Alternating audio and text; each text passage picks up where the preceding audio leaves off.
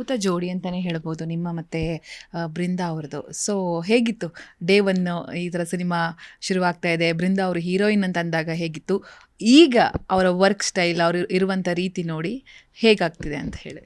ಅಲ್ಲ, ಇನ್ಫ್ಯಾಕ್ಟ್ ಈ ಟೀಮಿಗೆ ನಾನು ತುಂಬ ಕೇಳ್ಕೊಂಡಿದ್ದೆ ಬೃಂದಾ ಅವರೇ ಈ ಸಿನಿಮಾದಲ್ಲಿ ಇರಲಿ ಅಂತ. ಬಿಕಾಸ್ ನಾನು ಅವ್ರದ್ದು ಹಿಂದಿನ ಸಿನಿಮಾಗಳಲ್ಲಿ ನಟನೆ ನೋಡಿದ್ದೆ ನಾನು. ಆ್ಯಂಡ್ ಯಾವಾಗೋ ಒಂದು ಸಂದರ್ಭದಲ್ಲಿ ಅವ್ರು ನನ್ನ ಎದುರುಗಡೆ ಕಾಣಿಸಿದ್ರು. ಅಂದರೆ ಇಷ್ಟು ಚೆನ್ನಾಗಿರೋ ಹೀರೋಯಿನ್ ಇದ್ದಾರಲ್ಲ ನಮ್ಮ ಕನ್ನಡ ಇಂಡಸ್ಟ್ರಿಯಲ್ಲಿ, ಯಾವುದಾನ ಒಂದು ಸಬ್ಜೆಕ್ಟ್, ಒಂದು ಬ್ಯೂಟಿಫುಲ್ ರೊಮ್ಯಾಂಟಿಕ್ ಸಬ್ಜೆಕ್ಟ್ ಬಂದಾಗ ಇವ್ರ ಜೊತೆಗೆ ಮಾಡಿದರೆ ಕಾಂಬಿನೇಷನ್ ಚೆನ್ನಾಗಿರುತ್ತೆ ಅನ್ನೋದು ನನ್ನ ತಲೆಯಲ್ಲಿ ಇತ್ತದು. ಇನ್ಫ್ಯಾಕ್ಟ್ ಯುದ್ಧಕಾಂಡಗೂ ಯೋಚನೆ ಮಾಡಿದ್ದೆ, ಬಟ್ ಅದರಲ್ಲಿ ಅಷ್ಟೊಂದು ಕ್ಯಾರಿ ಮಾಡುವಂಥ ಕ್ಯಾರೆಕ್ಟರ್ ಇರಲಿಲ್ಲ. ಬಟ್ ಈ ಸಿನಿಮಾ ಕಥೆ ಕೇಳ್ದೆ ನಾನು ಡೇ ಒನ್ನಿಂದ ಅದನ್ನು ಹೇಳಿದ್ದೆ, ಬೃಂದಾ ಅವ್ರ ಜೊತೆಗೆ ಇದನ್ನು ಮಾಡಿದರೆ ಚೆನ್ನಾಗಿರುತ್ತೆ ಅಂತ. ಲಕ್ಕಿಲಿ ಅಂದರೆ ಡೈರೆಕ್ಟರ್ ಆ್ಯಂಡ್ ಪ್ರೊಡ್ಯೂಸರ್ ಕೂಡ ಅವ್ರನ್ನೇ ಆಯ್ಕೆ ಮಾಡಿದರು, ಅವರು ಒಪ್ಕೊಂಡು ಬಂದರು ಈ ಕಥೆನ. ಒಂದು ಚಿಕ್ಕದೊಂದು ಭಯ ಅನ್ನೋದು ಪ್ರತಿ ಸಿನಿಮಾದಲ್ಲೂ ಇರುತ್ತೆ. ಅಂದರೆ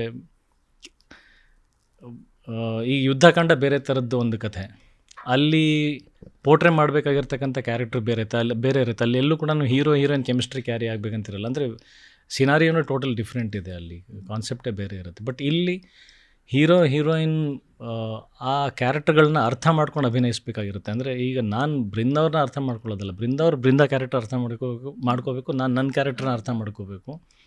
ಯಾಕಂದ್ರೆ ಬರೆದಿದ್ದು ಒಬ್ಬ ಸೂತ್ರಧಾರಿ ಇರ್ತಾನೆ, ಅವ್ರು ಹಿಂಗೆ ಕಾಣಿಸ್ಬೇಕು ಅನ್ನೋದಿರುತ್ತೆ. ಸೊ ಅದನ್ನು ನಾವು ಒಬ್ಬರೊಬ್ಬರು ನಮ್ಮ ಪಾತ್ರನ ಅರ್ಥ ಮಾಡ್ಕೊಂಡ್ರೆ ಆಟೋಮೆಟಿಕ್ಲಿ ಕೆಮಿಸ್ಟ್ರಿ ಕಾಣಿಸ್ತಾ ಇರುತ್ತೆ. ಸೊ ನಾನೇನೋ ತುಂಬ ಇನ್ವಾಲ್ವ್ ಆಗಿ ನನ್ನ ಕ್ಯಾರೆಕ್ಟರ್ನ ತುಂಬ ಜೀರ್ಣ ಮಾಡ್ಕೊಂಡ್ಬಿಟ್ಟಿದ್ದೀನಿ, ಇವ್ರು ಹೆಂಗೆ ಮಾಡ್ಕೊಂಡಿರ್ತಾರೆ ಅನ್ನೋದು ಒಂದು ಫಿಯರ್ ಯಾವಾಗಲೂ ಇರುತ್ತೆ.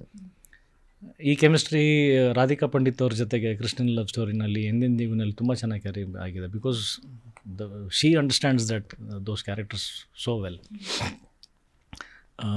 ಖುಷಿಯಾಗಿದ್ದೇನೆಂದರೆ ಬೃಂದಾ ಅವ್ರು ಕೂಡ ಅಷ್ಟೇ ಪ್ರೊಫೆಷ್ನಲ್, ಅಷ್ಟೇ ಡೆಡಿಕೇಟೆಡ್ ಆಗಿ, ಸಚ್ ಎ ಚಾರ್ಮಿಂಗ್ ಆ್ಯಕ್ಟ್ರೆಸ್.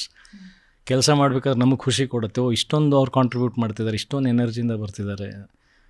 ನಾನು ಅವ್ರಿಗಿಂತ ಜಾಸ್ತಿ ಸಿನಿಮಾ ಮಾಡಿರ್ಬೋದು, ಬಟ್ ಪ್ರತಿ ಸಲನೂ ಒಬ್ಬರು ಇನ್ಸ್ಪೈರ್ ಮಾಡೋದಕ್ಕೆ ಒಬ್ಬರು ಇರಬೇಕು. ಸೊ ಅವ್ರ ಸ್ಕ್ರೀನ್ ಪ್ರೆಸೆನ್ಸ್ ಯಾವಾಗ ಕ್ಯಾಮ್ರಾ ಮುಂದೆ ನಿಂತ್ಕೊಂಡಾಗೆಲ್ಲ ನನಗೂ ಒಂದು ಎಕ್ಸ್ಟ್ರಾ ಇನ್ಸ್ಪಿರೇಷನ್ ಕೊಟ್ಟಿದೆ. ಐ ಥಿಂಕ್ ಆ ಎರಡು contribution of understanding our own characters ಏನಿದೆಯಲ್ಲ, ಅದು that has brought one beautiful pair. ನನಗೂ ಅಂದರೆ ಈ ಸಾಂಗ್ ಹೆಂಗೆ ಹಿಟ್ ಆಗುತ್ತೆ ಅನ್ನೋ ಒಂದು ನಂಬಿಕೆ ಇತ್ತು, ಸಿನಿಮಾನೂ ಹಾಗೆ ಹಿಟ್ ಆಗುತ್ತೆ, ಅದ್ರ ಜೊತೆಗೆ ಈ ಪೇರ್ನೂ ಎಲ್ಲರೂ ಸೆಲೆಬ್ರೇಟ್ ಮಾಡ್ತಾರೆ ಅನ್ನೋದೊಂದು ದೊಡ್ಡ ಕಾನ್ಫಿಡೆನ್ಸ್ ಇದೆ.